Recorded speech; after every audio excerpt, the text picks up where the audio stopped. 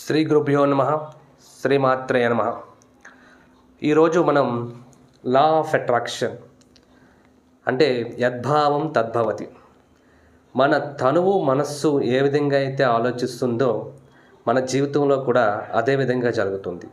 మన ఆలోచనలు పాజిటివ్నెస్తో ఉన్నట్టయితే కనుక మన నడిచే విధానం కూడా పాజిటివ్గా ఉంటుంది. అదే నెగిటివ్గా ఉన్నట్టయితే మనం జీవితం అంతా నెగిటివ్గానే ఉంటుంది. సపోజ్ ఇప్పుడు ఇంట్లో రుణ బాధలు ఎక్కువైపోయినాయి. ప్రతి ఒక్కరూ రుణ బాధల గురించే ఆలోచించినట్లయితే కనుక మీ రుణాలు ఇంకా పెరిగిపోయే అవకాశం ఉంది తప్ప తగ్గే అవకాశం లేదు.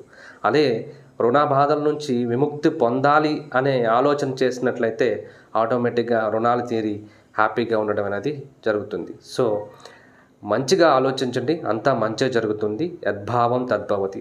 నా వీడియో నచ్చితే లైక్ చేయండి, షేర్ చేయండి, కామెంట్ చేయండి. మరిన్ని అప్డేట్స్ కోసం ఛానల్ సబ్స్క్రైబ్ చేయండి.